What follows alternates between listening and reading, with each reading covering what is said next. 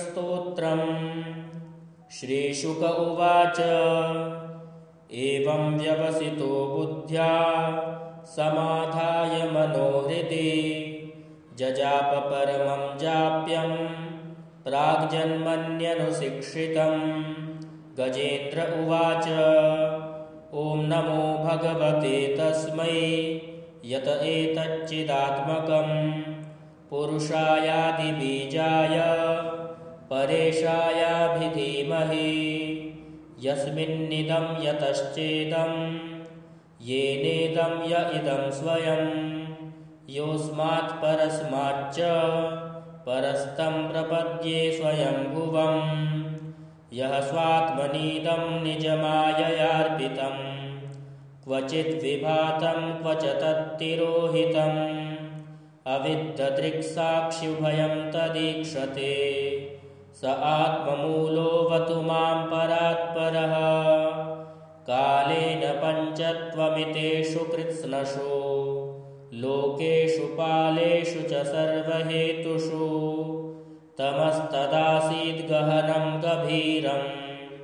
यस्तस्य पारेऽभिविराजते विभुः न यस्य देवा ऋषयः पदं विदुर्जन्तुः पुनः कोऽर्हति गन्तुमीरितुं यथा नटस्याकृतिभिर्विचेष्टतो दुरत्ययानुक्रमणः समावतु दिदृक्षवो यस्य पदं सुमङ्गलं विमुक्तसङ्गामुनयः सुसाधवः चरन्त्यलोकव्रतमव्रणं वने भूतात्मभूताः सुहृदः समे गतिः न विद्यते यस्य च जन्म कर्म वा न नामरूपे गुणदोष एव वा तथापि लोकाप्ययसम्भवाय यः स्वमायया तान्यनुकालमृच्छति तस्मै नमः परेशाय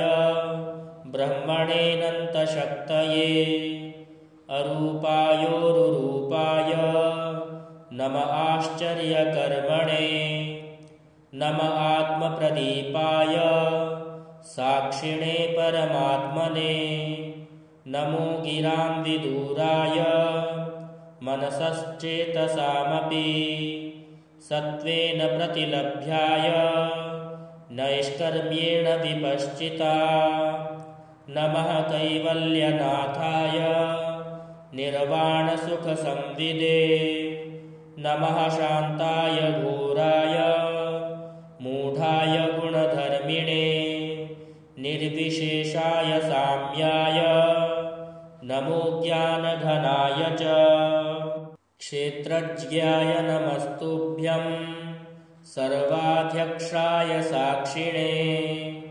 पुरुषायात्ममूलाय मूलप्रकृतये नमः सर्वेन्द्रियगुणदृष्टे सर्वप्रत्ययहेतवे असताच्छाय योक्ताय सदाभासाय ते नमः नमो नमस्तेऽखिलकारणाय निष्कारणायाद्भुतकारणाय सर्वागमाम्नाय महार्णवाय नमोपवर्गाय परायणाय गुणारणिच्छन्नचिदूष्मपाय तत्क्षोभविस्फूर्जितमानसाय नैष्कर्म्यभावेन विवर्जितागम स्वयं प्रकाशाय नमस्करोमि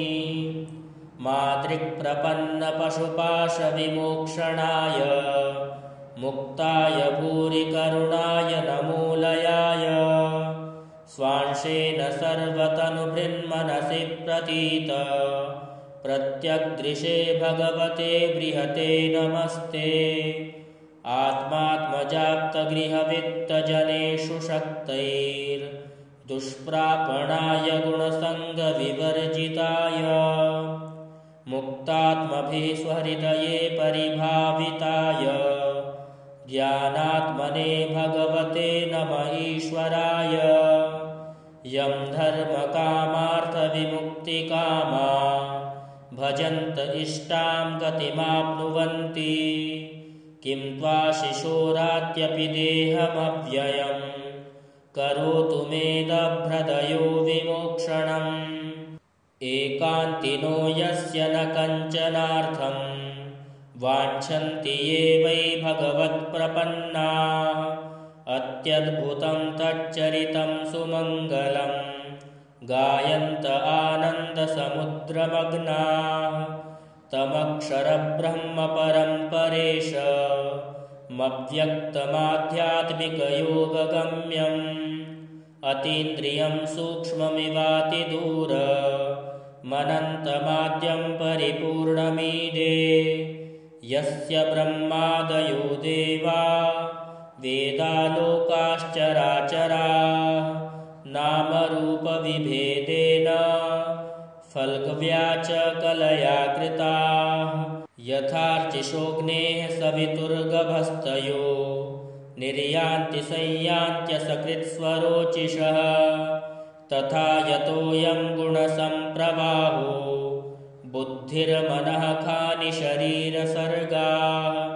स वै न देवासुरमर्त्यतिर्यं न स्त्री न षण्ढो न पुमान्न जन्तुः। नायं गुणः कर्म न सन्न चासन् निषेधशेषो जयतादशेषः। जिजीविषेणाहमिहामुया किम् अन्तर्बहिश्चावृतये भयोन्या। इच्छामि कालेन न यस्य विप्लवस्तस्यात्मलोकावरणस्य मोक्षम्। सोऽहं विश्वसृजं विश्वमविश्वं विश्ववेदसं। विश्वात्मानमजं ब्रह्म प्रणतोऽस्मि परं पदम्। योगरन्धितकर्माणो हृदि योगविभाविते योगिनो यं प्रपश्यन्ति योगेशं तं नतोऽस्म्यहम्। नमो नमस्तुभ्यमसह्यवेग शक्तित्रयायाखिलधिगुणाय प्रपन्नपालाय दुरन्तशक्तये कदिन्द्रियाणामनवाप्यवर्त्मने। नायं वेद स्वमात्मानं यच्छक्त्या हन्धिया हतं तं दुरत्ययमाहात्म्यं भगवन्तमितोऽस्म्यहम्। श्रीशुक उवाच एवं गजेन्द्रमुपवर्णितनिर्विशेषं ब्रह्मादयो विविधलिङ्गभिदाभिमाना। नैते यदोपससृपुर्निखिलात्मकत्वात् तत्राखिलामरमयो हरिराविरासीत्। तं तद्वदार्थमुपलभ्य जगन्निवासः स्तोत्रं निशम्य दिविजैः सह संस्तुवद्भिः। छन्दोमयेन गरुडेन समुह्यमानश्चक्रायुधोऽभ्यगमदाशु यतो गजेन्द्रः। सोऽन्तः सरस्युर्बलेन गृहीत आर्तो दृष्ट्वा गरुत्मतिहरिं ख उपात्तचक्रम्। उत्क्षिप्य साम्बुजकरं गिरमाह कृच्छ्रान् नारायणाखिलगुरो भगवन्नमस्ते। तं वीक्ष्य पीडितमजः सहसावतीर्य सग्राहमाशु सरसः कृपयोज्जहार। ग्राहाद्विपाटितमुखादरिणा गजेन्द्रं सम्पश्यतां हरिरमुमुच दुस्त्रियाणां। सम्पश्यतां हरिरमुमुच दुस्त्रियाणाम्।